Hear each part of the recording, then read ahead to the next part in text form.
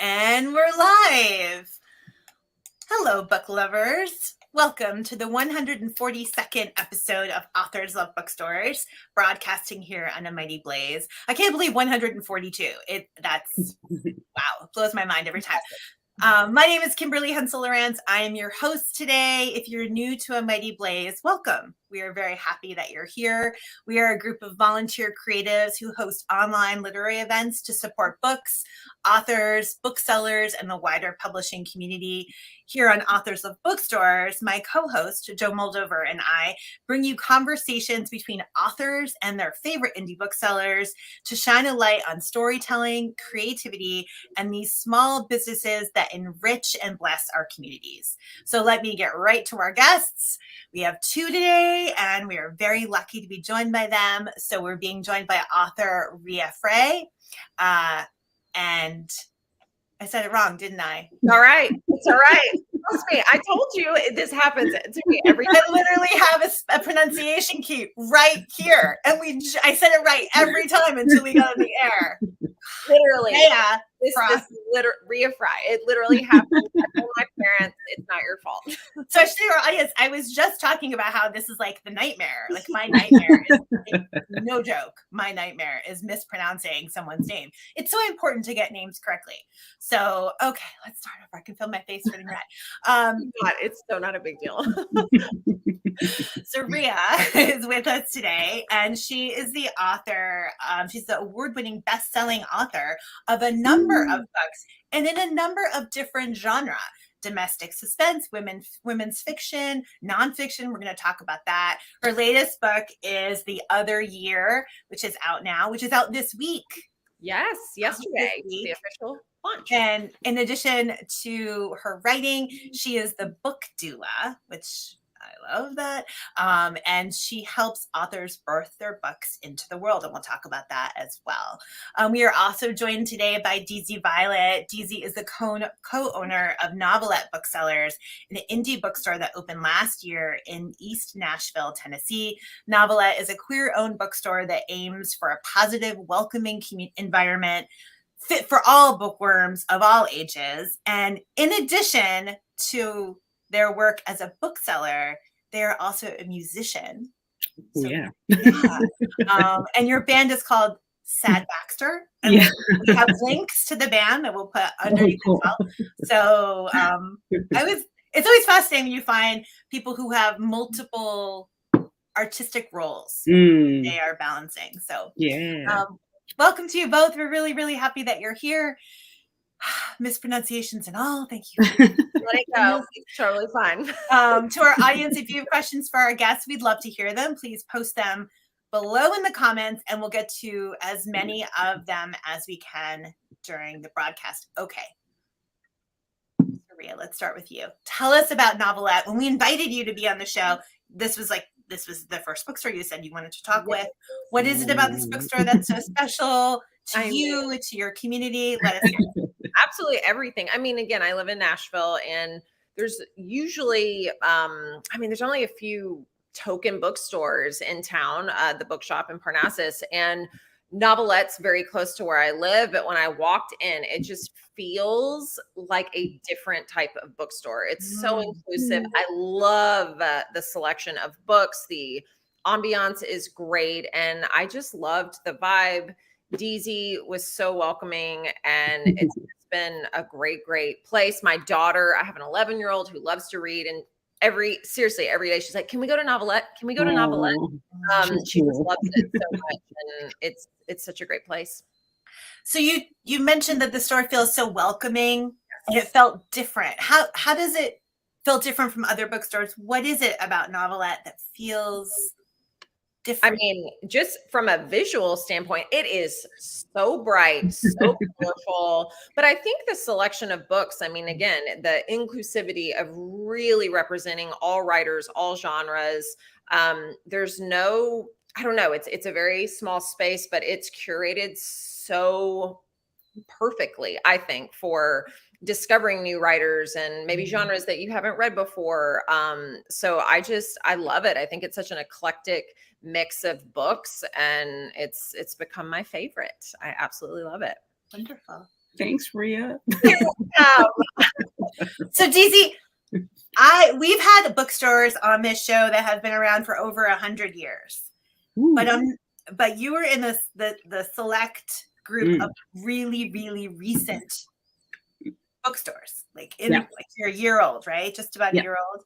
And we have learned a lot. I've been doing this show for 3.5 years, and being a bookseller is hard work. Oh yeah. I mean, I think if someone were to ask me what was the number one thing I learned about it, I would say it is hard.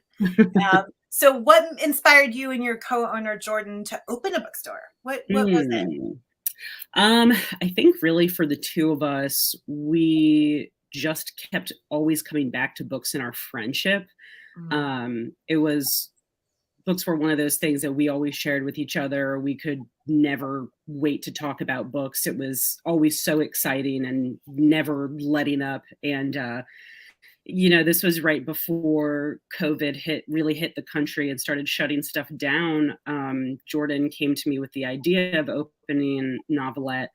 And it was one of those, like, how have we not thought of this before kind of ideas. We both had been working jobs that we were just getting through the day to pay the bills for years, trying to kind of find our places in the world. And I do have music as well, but that's, at this point in my life, it's really just more of a fun thing. And it's easier to like settle down with roots in a city if you're doing something that's not constantly taking you out of that city, like going on tour. So we decided to do this. And I really just think it was purely for the love of books, because neither of us had either opened a business before or even been booksellers before. Not that we hadn't thought about being booksellers before, because I can tell you that from a very young age, I was like, I want to be an author. I want to work in Barnes and Noble. But it was really it was this powerful thing in our friendship. And we thought we would work really well together, have a lot of fun together. And we thought we could really spread joy, the joy of books and reading and discovering new kinds of stories, and really just love of books. That's what brought us here. I read an interview that you and Jordan bonded the first time you met over a particular book. Oh, yeah.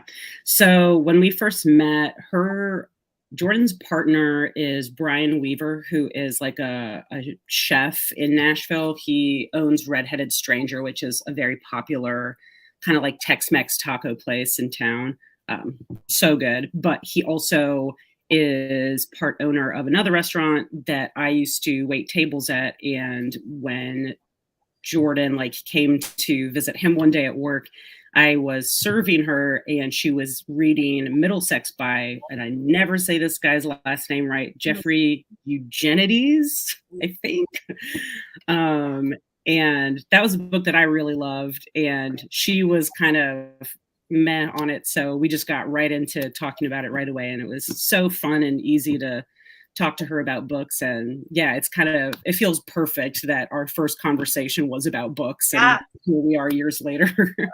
Meant to be. Yeah.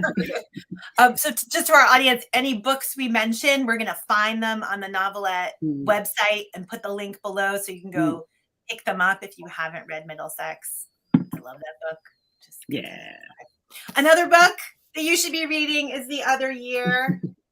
Congratulations. Thank you. I know this is not your first book, so you've gone through this week of launching a book before, but it's different each book, right? I would imagine it's like each time you bring a book into the world, there's still the flurry of nerves, but also it's different. Can you tell us a little bit about what this week has been like for you, what it's like to bring a book out in the world right now? How are you doing? How is it going? How are you feeling? Yeah, I think it's so easy when you launch a book when I first debuted in 2018, I was like, I'm going to do everything. I did 50 events. I said yes to everything. And I really kind of exhausted myself because I just didn't know the difference and was like, yes, I'm going to do everything. And book by book, I've had a book a year, pretty much since then. And the last two books before this were in the pandemic. So it was all virtual. I didn't really get to celebrate. I didn't get to go do the events or connect with readers directly.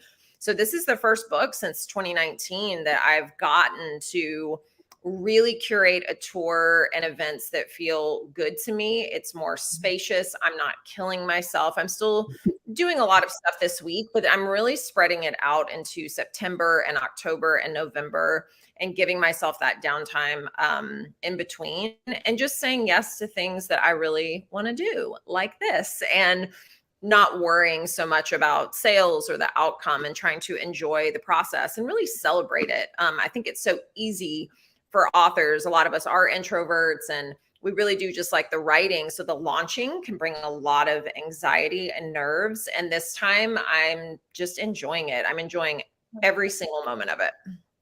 Wonderful. Well, I had the chance to enjoy your book on a recent vacation, and we were by a lake. I had this book, and it was a lot of this, my face in the book, not talking to my family. I think there's so many wonderful ideas that you have raised here. And I think I posted to Instagram and I said, this is like the perfect book club book because there's so much that you can talk about. I mentioned before we came live that I was going to do my level best not to have any spoilers. And I just think there's so much in this book that's ripe for, well, how would I handle this situation?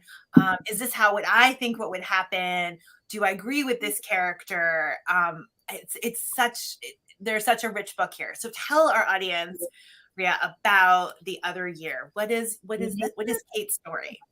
So what is the story? So The Other Year is really about single mother, Kate Baker, and we're following her 1 year of her life. During 1 year of her life, she is raising this precocious 9-year-old daughter, Olivia. She's kind of on the rise in her career as an agricultural engineer, and she's even contemplating maybe a romantic partnership with her best friend, Jason, who's also a single dad.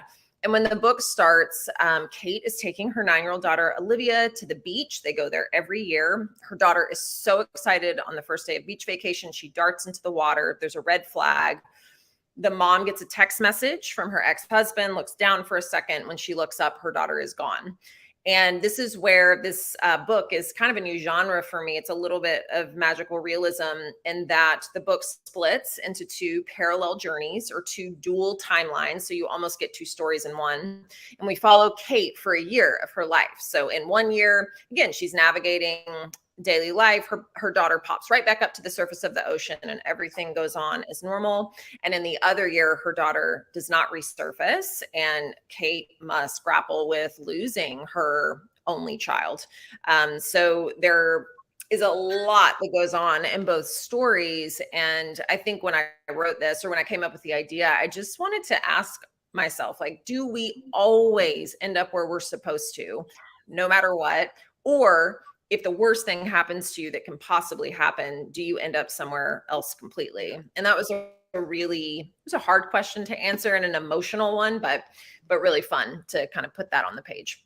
I loved that question. I love that idea that maybe we are always on the same path, no matter what life throws at us. Or maybe we get waylaid. I mean, there's a lot of hope in that question, isn't it? Like, that's what I took away from this book, despite this terrible thing that happens. And I should add that halfway through reading, my daughter said to me, "Hey mom, do you want to go swimming with me?" And I literally ran to the water. Because I wasn't going to let her go by herself. And then I was telling her, we're swimming out to this raft, and we got to the middle of the lake and on the raft. And I said, "I'm reading this book about a little girl who drowns." And she was like, "Oh, is that why you came with me?" And I was like, "Well, no, I want to read it." But I wondered to myself, like, would I have not come had I not read this book? There's right? Like, what choices do we make, and where are the impact of those choices? Are we who we think we are, or will life deviate us from that? There's so much in here that really gets your head spinning.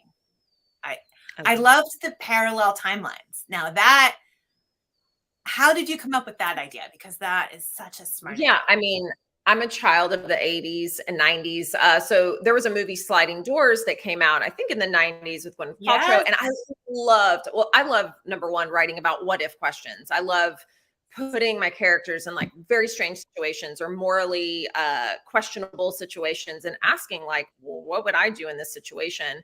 And a couple of years ago, I was actually on the beach with my daughter. We take her every year, and she did run into the ocean. There was a red flag. And this book came to me in an instant. And I just saw these like two journeys, and almost like a, it's not a choose your own adventure book, but just that kind of concept of like, you do this one thing, you make this one tiny mistake, and then you have two different outcomes. Yeah. So when I thought about writing the parallel journeys, I wasn't exactly sure how I was going to do it, because a lot of these books that play with time, the protagonist is aware, like they wake up in another, dimension or universe. And that's not this book. There's a prologue, the book splits, and then there's an epilogue that kind of brings them back together. So I actually wrote it just the way it is on the page. So there's 2 chapter 1s, 2 chapter 2s, 2 chapter 3s. And I wrote the story like that. I didn't write one story and then go back and write another. I did toggle it. So it was, emotional chapter, fun chapter, emotional chapter, fun chapter. So it was really interesting to write. I've never played with time like this before. Oh, I'm so glad you said that. That was actually my next question. I was so curious what the first scene that you wrote and how you wrote it. If you wrote back and forth or one whole storyline. Oh, that's really fascinating. Did it change very much from where you started? Like what you imagined? Is it very different than what's on the page here? Not really. I mean, there of course there were some things that shifted. You go through edits and you get this like giant letter and like, oh, I've got to change everything. But this wasn't really like that. I mean, I kind of knew where I wanted to start. So the first scene I wrote was the prologue. And then I knew in one storyline, like where I wanted her to end up. The storyline in which her daughter lives, I wasn't quite sure where I was going to go. And I wanted to make sure they mirrored each other in very specific ways as well. So it was really fun to explore that process, but it didn't shift too much from the draft I turned into what is out now. But it was so fun because I think this is a book I really had to think through the timing. It goes through all 4 seasons, a year of her life. So that was really cool benchmark. Like we're going to be with her a year. So I knew I had those little like, again, benchmarks to hit throughout the year for both. And it's also a great story for our audience. If you are book lovers, always want to know, how does an author begin a book? How do they begin the story? And so this idea of I had this vision of you on a beach watching your daughter swim, and this idea that the book just came to you in that moment. That's really exciting. It's just a great explanation on how inspiration comes all the time. And I wasn't looking at my phone, which is good because that's when actually I find that's when stories hit me, is when I actually create some space. Like I don't have my phone on a walk. I'm in the shower. I mean, you have to create that space, which I think today, DZ, you might feel like this just with music, but there's so much information coming at us all the time. We are consuming all the time. We don't often just like sit in a room and listen to music or just give our brains the space to think and create. And for me, that's only when I can come up with something is when I'm not doing anything else and I'm just giving myself some time to kind of process and just be in the moment. That's a good advice for all of us, for everything, to give ourselves some space. So DZ, it sounds like your bookstore is that kind of a space where someone can be inspired. Rea talked about, Rea talked about the book selection and that it's eclectic, that it inspires a reader to walk in and discover a book. Talk to us about that process of selecting the books, because that's tricky. How do you go about deciding what goes on the front table when someone walks in? It's both very tricky and very fun. Sometimes the best and the worst part of the job.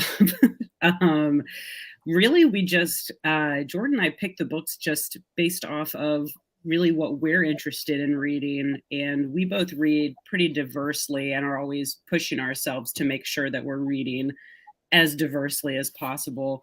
And it was just something that we thought after going to a lot of different bookstores. We were like, there are still some things kind of missing that we'd like to see on our side of town, because we both live on the east side, which is why we decided to open Novelette in East Nashville.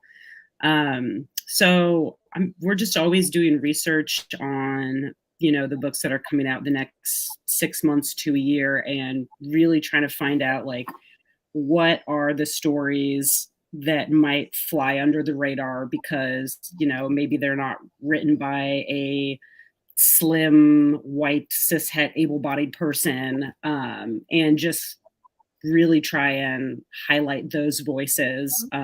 Unless we don't think the books are going to be good, then that would be a different story, I guess. But, we just want to make sure that everyone can find themselves there. Like, I don't want anyone to walk into our shop and be like, these books look great, but, I have this going on in my life and I can't find anything to relate to.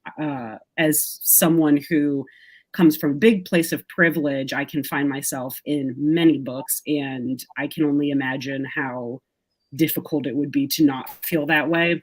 So we're just constantly looking to fill gaps and make sure our collection is rounded out by not just, I don't want to say minorities, we want to make the minorities kind of the majority, if that makes sense.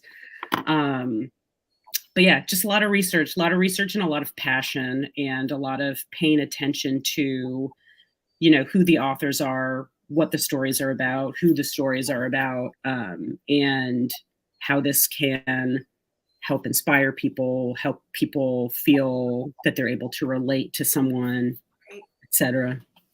Great. And so one of the books we'll find in your bookstore is Rea's I hope book. so. Oh yeah. Oh yeah. Oh, I know. Oh, Rea knows. We got a big stack and she signed them all. Oh, that's great. So Yeah. we'll include links below so our audience can pick up a copy, a signed copy from the bookstore just below. Rea, one of the things I thought about as I read this book was how in some ways you were talking about a parent's, I shouldn't say in some ways, in this book you were talking about a parent's worst nightmare. And I wondered how you protected your own self writing this book. Yeah, not well. I mean, it's funny. Well, it's not funny. Maybe it's morbid, but I tend to kind of write about these things. Like I write about kidnappings or, children losing their guardians, or just putting, I for some reason, I love to put myself in these positions and just ask myself, what would I do? But this one is close to the bone as I've ever written, because I was using a lot of like my daughter's quirks and idiosyncrasies to create this character who is nothing like my daughter in some ways. But, I really did pull from her. So when I was writing about this and, writing about the beach that we go to and using some of her traits, it was excruciating to just put myself in this character's position and just wonder, like, what would I do? How would I even go on, especially being a single parent, not having, a lot of support. And when you have an only child too, to have that person taken completely away, it was hard to just protect my own emotional state when I was writing it. And I got to a point when we got to the copy editing, proofreading, I told my copy editor, I was like, I can't read this again. Like and I do think it's ultimately very positive and leads to a very beautiful place. Just like grief often leads us to transformation. There's a lot of fun, light parts in the book too. But for me, I had read it and been in it so much that I was just ready to release it to the world. So, I knew the last time I read it, I was like, this is it. Like, this is the last time I'll spend with these characters, which is always interesting for a writer to just be done and then move on, What advice would you have for a writer who wants to tackle such a compelling and difficult subject? Like, what advice would you have about protecting their own mental health? Yeah, I mean, I do a lot of things to protect my mental health. I mean, I'm kind of insane about the boundaries I put around. Like for me, my mental health starts just going down the tubes when I'm really plugged into social media, when I'm constantly on my phone, when again, talking about consumption, just like consumption mode. So I make it a point to really protect my time, especially in the morning, to give myself lots of space or outlets that do bring me joy, especially if you are tackling like a very emotional subject matter. I think having things in your life, like to go, for me, moving my body or going and spending time with my daughter, laughing, just things that kind of take you out of that emotional state. I think it's important to definitely have those boundaries and outlets in place.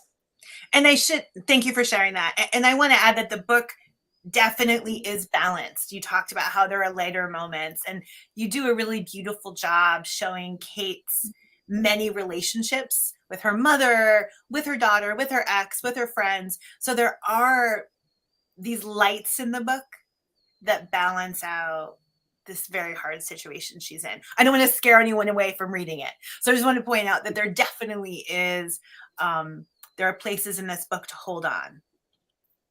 Definitely. And to fill yourself up. Okay. But that's great advice, what you just shared with our audience. I love the idea of boundaries. I think we need them in all aspects of our life, but definitely, definitely. So DZ, one thing I mentioned to you before we went live that I wanted to talk about today is that owning a bookstore in Tennessee, where there are some decisions that are not very supportive for LGBTQ folks and really anyone who supports them. And we've had other booksellers on the show. We had a bookseller in Texas who's facing book banning as well and other challenges. So your role, it's not just about selling books. It's a more, well, tell us about your mission and what the environment in which you're living and running your bookstore. What kind of a mission, what does that do to your mission and your purpose? Yeah, so we are so lucky, first of all, that we even have kind of the community that we have come to have since we announced opening. It's been really incredible. And with that luck also comes such great responsibility, because we have found that we really are kind of the safe haven that we set out to be for not even just the queer community in Nashville, but just people who need a place to go where they're going to feel accepted. And it's definitely not easy in a state like Tennessee. I grew up in the Northeast. I'm originally from New Jersey, so I've been here for over 10 years now, and it feels like night and day sometimes, because I would be lying if I said there haven't been times where I've been in the shop by myself and, you know, with everything going on in the press, in the news, wondered, is someone going to come in here with a gun just because we're here, just because we're out and publicly identify ourselves as queer people in a queer-owned bookstore.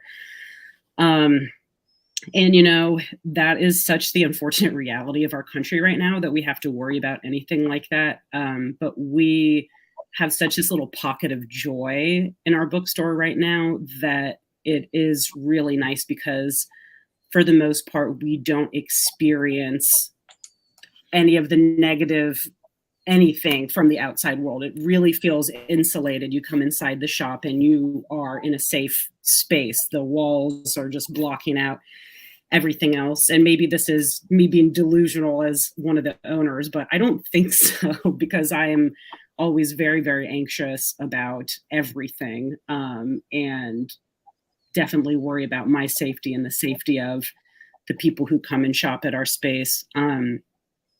But it is really interesting being in a red state, and seeing we are still getting, you know, such amazing people in every day. We're having great conversations with people. We're getting national attention. Just, it's all been so positive that the very small negative things that have come up in, you know, in comments online or weird things we overhear in the shop, it feels very minimal. And it feels really nice to have a place that we can go and that we can tell other people, like, hey, if you're not feeling so hot because of XYZ in your daily life, you can come here and we'll just be together and be present. And it's sort of how Rea's talking about, getting away from just staring at your phone, listening to the news, whatever, just really being in the present moment with your fellow human, whether they are queer or not queer, and just enjoying each other's company and remembering none of us are alone. That's really what we're about. And it's just kind of turned more into that than I think Jordan or I could ever imagine. So, yeah. Thank you. Thank you for sharing that with us. I mean, I that idea that none of us are alone, it's very important to it's very powerful. to know that. Yeah. Thank you. Yeah. I think it aligns really nicely with one of the things about your book, Rea, that I really, really liked was the way that you follow Kate's healing. Mm-hmm. I thought that the journey of watching this person transform in your book through grief, and then also just through, we have two storylines, so she changes in different ways. I thought that was really beautiful and inspiring. And I was that a purpose, a goal, and intention when you sat down to write this book? This book came to you on the beach. Did you, as you started to write, was that something you definitely wanted to do, was to show this person's journey through her healing, her transformation? Can you talk a little bit about that?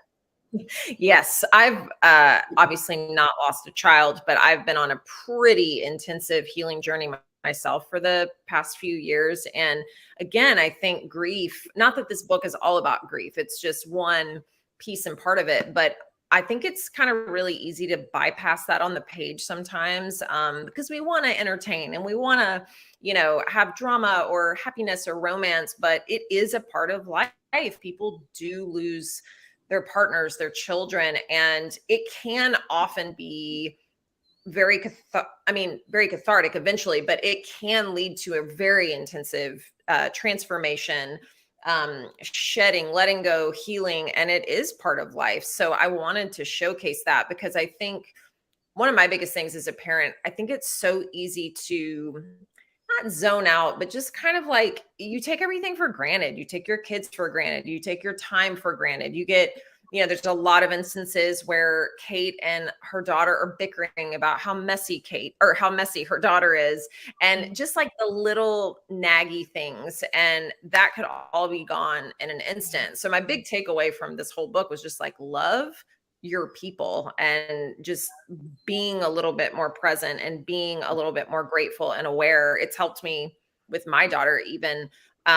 So yeah, I wanted to kind of walk through that healing on the page. And I haven't really done that before. I know a character always has to go through some sort of transformation or change. This one was in this B storyline, very, very intense, for Kate, but I think it's ultimately really beautiful. And it was really lovely to write and walk through.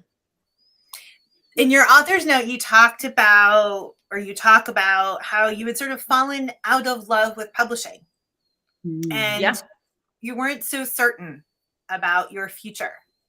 And when this book came to you, and I wondered about, this made me think about the work that you do as a book doula.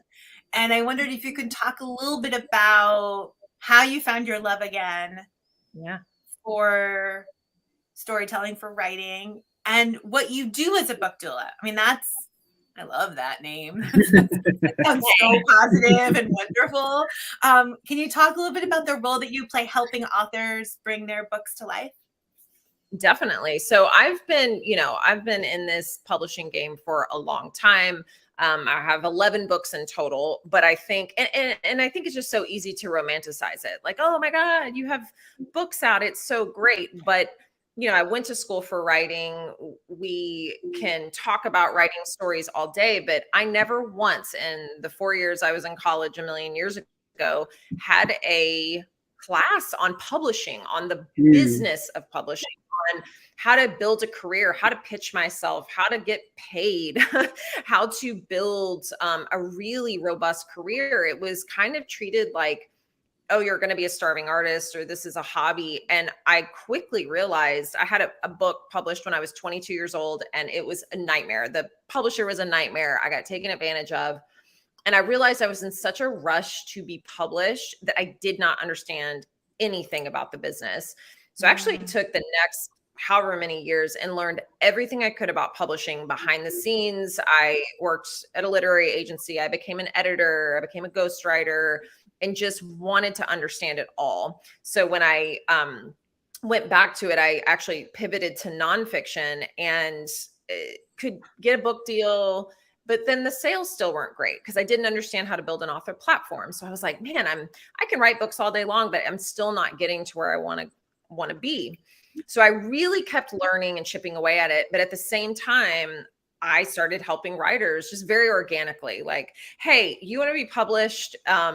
This is how I've done it. Like, let me help you. And so it very organically became this side hustle that I was working with primarily nonfiction authors who wanted to get published. I came up with a nonfiction book proposal methodology that just I found really, really worked for people. It was getting them agents and book deals, and they were becoming best-selling authors, and it just really was working. So I decided to just straddle this line between publishing my own books and helping other people. But during that process of, I had a 4-book deal, I was just really burning myself at like both ends. My work was getting put on the back burner. I wasn't getting to pour enough time and attention into that. I was helping tons and tons and tons of people with their dreams and working on their books. And so I did fall a little bit out of love with the whole process with kind of my former publisher, and was very vocal about that. I had a podcast. I was just very honest and very blunt about all the shortcomings I saw in the publishing industry. The main one being, I signed up for this to be a writer. I love to write. I don't love to sell. I'm not a marketer. I am not a social media guru or genius or influencer. And I really just want to advocate for writers to be writers, and that we should be able to trust our teams to really help push these books out into the world. And unfortunately, it's not really like that anymore. A lot of, the sales efforts fall on the author's shoulders. So I like to prep people when people come to me and they're like, I want to write a book. And I'm like, great. But then we really sit down and we figure out what their goals are, what publication path is actually right for them, and then the actual process to get their books out into the world. And they start to get an education about all of it and like what actually will work for them, and not maybe their friend or who they've seen on the New York Times bestseller list. So I'm really passionate about the education part of it and about figuring out a way to do it where it works for you.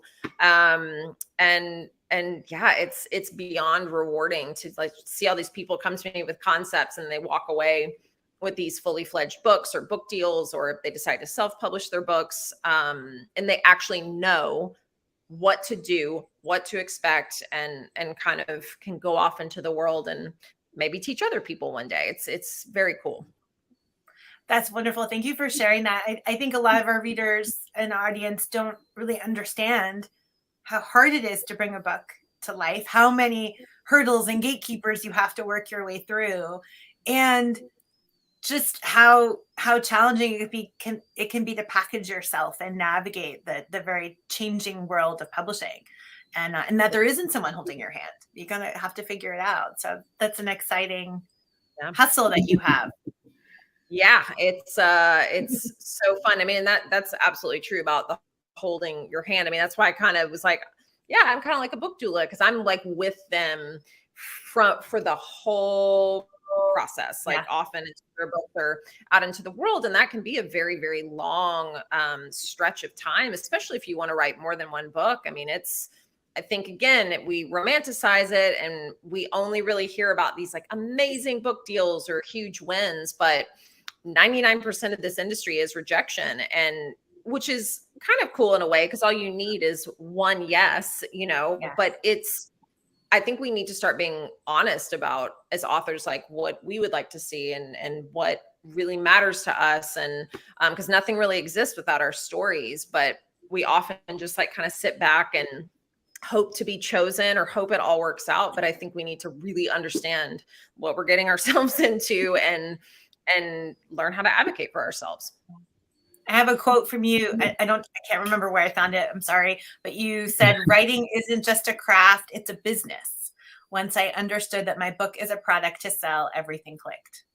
Completely. So, yeah. And nonfiction authors get that because they're actually not writers. They're usually experts or business gurus or whatever. So it's like, oh, this makes sense.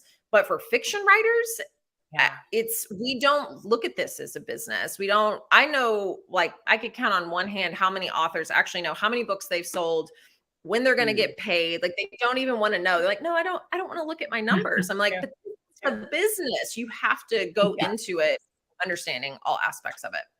That's true.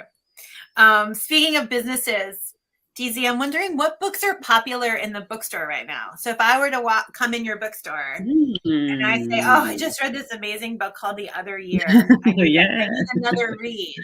What would you direct me toward? What would be a book you would say, oh, check this out? Well, one of my favorite reads so far this year that's definitely been one of our most popular books since it was released has been Yellowface by R.F. Kuang. I don't know if either of you have read it. Yes, did you like it? Yeah. It's very interesting. Yeah. I think it's a good one for a lot of different people because it like kind of toes the line of literary fiction with a little bit of suspense, a little bit of thriller vibes to it. So I think it's like a good gap bridger for people who maybe are like, I really like, I don't know, we get so many people in the shop who want to read Colleen Hoover thrillers and the like, and no shame on that by any means, but I always want to be like, come on, read something new. And I think that this is like a good one for that. Besides that, I mean, we are always selling a lot of romance, a lot of queer romance, very popular at our store. What's the most popular queer romance novel in the shop right now? Or what would you say to me if I came in and I'd said, I've never read a queer romance novel before. Where should I start? Okay. Well, this is probably because this is kind of where I started because I only started reading romance books a couple years ago. So I'm very new to them, but I would probably say Red, White, and Royal Blue by Casey McQuiston, which actually just got made into a movie. I actually just watched it yesterday. It's pretty good, but not as good as the book. But yeah, so lots of popularity there. There's also, I cannot for the life of me remember the author's name off the top of my head, but there is a queer romance called That Summer Feeling that's been really popular at our shop this summer. It takes place at like a sleepaway camp, but it's adults and it's right before the people who own the sleepaway camp are going to like actually reopen it to the public. They invite all their friends to come to it. And it's sort of like a second chance romance. This woman who is newly divorced comes to find that love is where she least expects it. And it's just a really nice story and perfect for summer since it takes place at a summer camp. But we're always selling so much romance. But yeah, Yellowface has been a very big one for us. So That Summer Feeling was written by Bridget Morrissey. I'm sorry, Rea.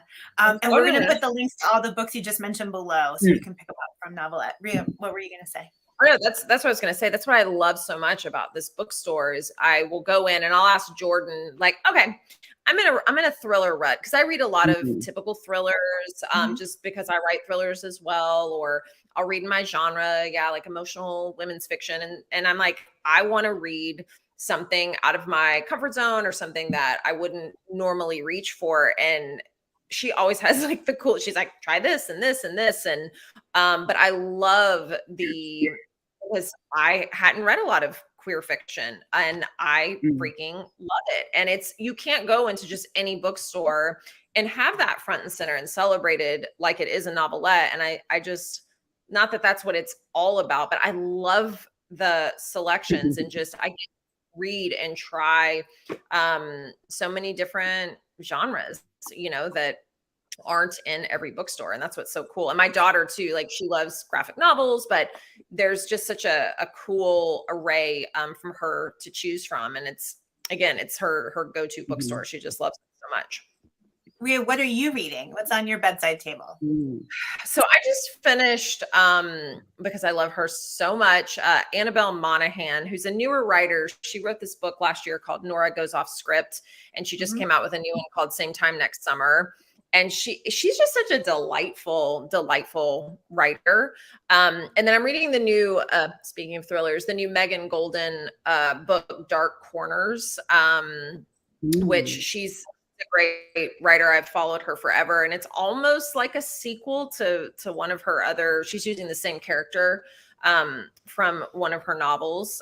So I'm reading both of those simultaneously, and then about to start one of my friend's thrillers, One Night by Georgina Cross, because I have an event with her in a couple weeks and need to read her book. So again, we're going to put all the links below, and one of the links we're going to put is to pre-order. Rea, you have another book coming out. I do, which is crazy. I have a book coming out in January. I've never done 2 in a year, this is my first like straight thriller. And I'm like, I love writing about murder. This is so fun. But that one's called Don't Forget Me. It comes out January 9th. Super excited about that. I mean, it's a very quick read, but I'm getting a lot of like really positive feedback from it. So it's so fun already. So you write thrillers, you write nonfiction, you write women's fiction. Do you think about genre when you sit down to write, or do you think about story or character? How do you begin? Yeah, I mean, that's a great question. So I would love to go back to nonfiction. I wrote my 4 nonfiction books ages ago, so I haven't touched nonfiction in, forever. But when I first started out, when I got that 4-book deal with St. Martin's Press, they were all standalone novels, but I wasn't setting out to write a genre. I was just like, I'm going to write this story, this kind of reverse kidnapping story. And my editor was like, oh, you're domestic suspense. You're a domestic suspense writer. And I was like, okay. But I don't love being put in a little box, because then I'm like, am I? So I ended up moving to a new publisher when the other year just kind of came to me. And I knew that it was going to be a little bit of a departure from the types of books that I typically write. But I love this genre, and I'm actually going to continue to play with time as long as I'm writing with this publisher. I've already written my next book's called In Every Life. It comes out with them next summer.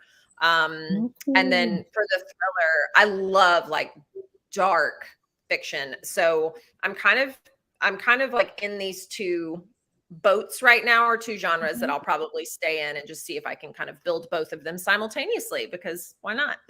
Wonderful.